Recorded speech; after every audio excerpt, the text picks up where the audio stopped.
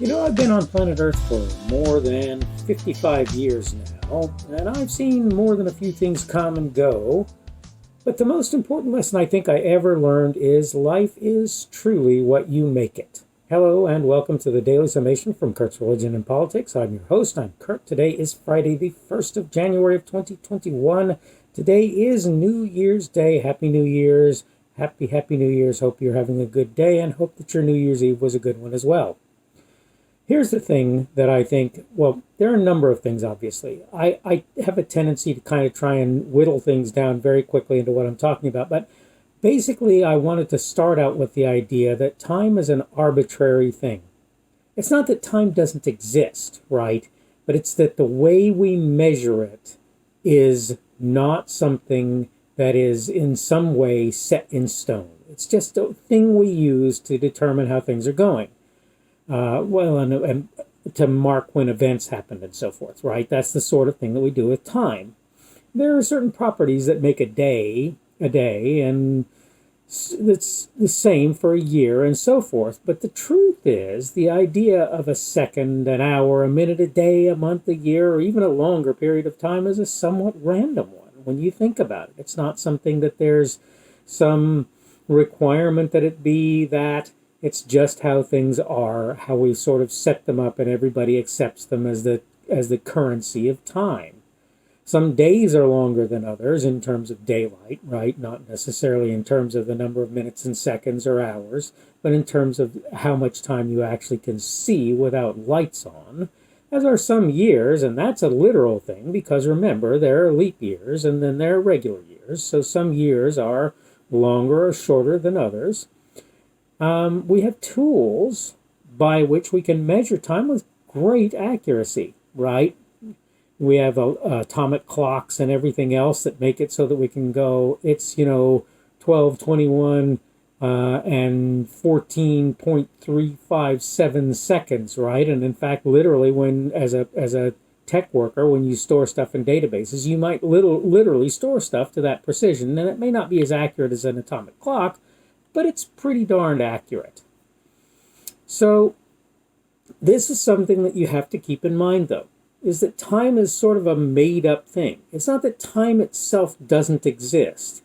It's that the marking of time, the creation of units to make time, is something that is not set in stone in any sort of way, right? Here's the thing. When my mother was born in 1935, the idea of cars on the road maybe wasn't laughable, but I promise you that it wasn't a very common thing. She's seen, cars, obviously, right, as we've mentioned, become a thing. Telephones, just regular old landline telephones. Computers, ENIAC on up to mainframes on down to personal computers. And talking about communications equipment, she's now seen cell phones. And of course, she's seen all the technologies used to record various things like records, tapes, and so forth, right? CDs, memory sticks of various kinds, right? As for me, I've seen, to some measure, some of the same things that she saw the earlier parts of, like cars, which were not nearly so ubiquitous as they are today. Phones, which at the time that I was a young man were still considered rather a luxury, right? Most people didn't have a phone in their house, and it was pretty common for people to have what was called party lines. If you don't know, ask your parents. If you do, that's great too. No computers in the home. Gosh, the idea. My first computer in the home, the first one that I owned, I probably bought in the early 1980s. Okay, I was born in 64 to date myself a little bit. Obviously, we had phones, and phones were more common by the point that I was a young man. But the fact is, we had no cellular phones until much later on, and in fact, I remember seeing a type of phone that was literally a walkie-talkie with a keypad on it that was used in the military by very important people. The thing about all of that is, some of the things that have come along we can consider good and bad, but what's more important is that regardless the things that have come along in the course of time, each of us has had good and bad times. Every one of us has had those, I think. I don't think you'll ever find a person who can say my life was always good. Maybe you can, but I bet they're pretty uncommon if you can. Same thing applies to bad, right? Every one of us has good and bad times in our lives. That's just how life works. And there are those people who have times that are, have more times that are horribly bad than have times that are particularly good. But one of the most important realizations that I've ever come to, and I don't remember this all the time like I should, but it's that life is pretty much what you make it. I'm not saying that you can change everything or fix everything. I'm just saying you can kind of work on things and try and make the things that you can make better or fix them when you're able to do that, right? And so the funny thing is, that doesn't mean that life is going to be wonderfully great, right? Anybody looking at the year 2020, right, is certainly going to say that there were some things about this year that are far from optimal, shall we say, right? The COVID-19, quote, crisis, a thing that I don't really necessarily agree was what everybody is what everybody thinks it is an example of something that a lot of people look at as quite bad. And I suppose in many regards I can make the argument that it was. I lost a job in 2020, and it was a pretty good paying job, and I rather enjoyed doing it, but it just wasn't the thing that was going to work out for me in the long run. And these things seem like pretty bad things, and the truth is, where I could have affected the job, probably, somewhat, in fact, it's almost certain that I could have done some things that would have made me stay in the job for a little bit longer, even though it was a limited term position anyway. The fact is, living in the life that I wanted to be in at that point in time, I was certainly unwilling to do that. And in fact, as it was, I did more for that than I really ever should have done. I spent time that I shouldn't have spent on that job, and I'm not blaming anybody. That was my responsibility, my, quote, fault, if you will, right? But the point is that a lot of life is what you make it. It's true that it's nice to have things like food from outside sources from the home, but it's not necessary. It's true that it's nice to have a nice expensive car or a really fancy house. It's true that those are nice, but they're not necessary. And you can be happy with a lot less. But the thing is, on top of that, if you take the time to work towards things that you want and realize that a little bit of sacrifice here and there will go a long way in making your future happier than your present, you can do that. So the point I'm making here is really pretty simple. The final sort of point that I'm making here is really pretty simple. And that point is, you have the opportunity to work towards a better future. And that's regardless what's happened in your past. You were an orphan, you lived in foster homes or even an orphanage for a time. Well, at some point, the hope is that you're going to grow up and that in the course of time, you're going to learn skills that make it possible for you to go out and live on your own and do good things. You grew up with a, quote, silver spoon in your mouth. Well, the possibility is if you don't do the things that you need to in your life, that's not going to be something that's going to continue into your adulthood.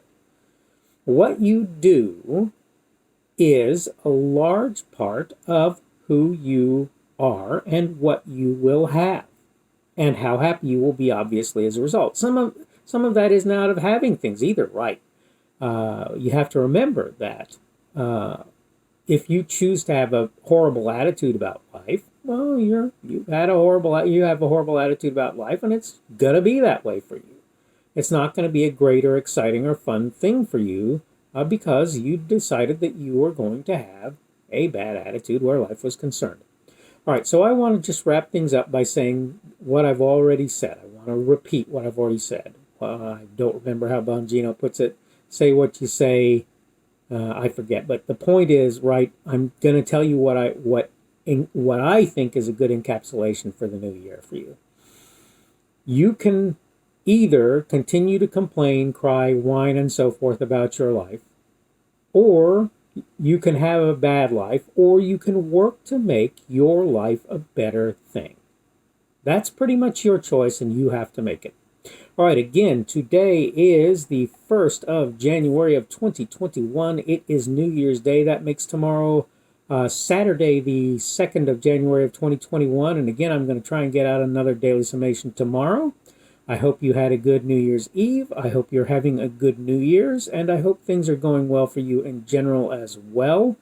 Things are going okay for me. My boy is asleep right now, but I'm sure will wake up at any point. But so far, the new year is starting okay for me. There are some things I'd rather were not there, but they are, so that's life. And in the meantime, as I say, for those of you on Rumble, on the podcast, and YouTube, thank you for coming and checking in on me and seeing what I had to say today.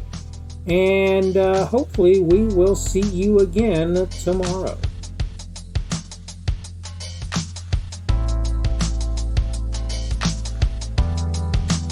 The speaker on this edition of the Daily Summation is Kurt Schubert. This video was recorded on Friday, the 1st of January of 2021, New Year's Day. The Daily Summation is created for Kurt's Religion and Politics.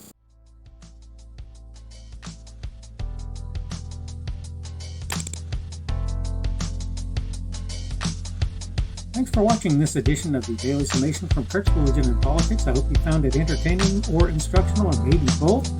If you want to see more from me, you can go to blogs.kpschubert.com. That's blogs.kpschubert.com. I am on Twitter, Parler, and Minds.com. My handle on each of those is @kpschubert. That's @kpschubert. I have a Rumble and a YouTube channel. They are the Kurt's Religion and Politics channels on Rumble and YouTube. I have a Facebook page. The Facebook page is Kurt's Religion and Politics as well. I am on Patreon. If you want to support me, that's one of the better places you can do that. And you will find me at Kurt's Religion and Politics on Patreon. I have a podcast. The podcast is podcasts with an S, .kpschubert.com. That's podcasts.kpschubert.com. I think you should be able to find me with relative ease on Apple Podcasts, Google Podcasts, and Spotify as well. The best way I find to do that is to look for Kurt's Religion and Politics. You can try to use the Daily Summation. I find that it doesn't work as well as a general rule, but you can always try that. I'm glad to have you aboard today, and hopefully we will see you again tomorrow.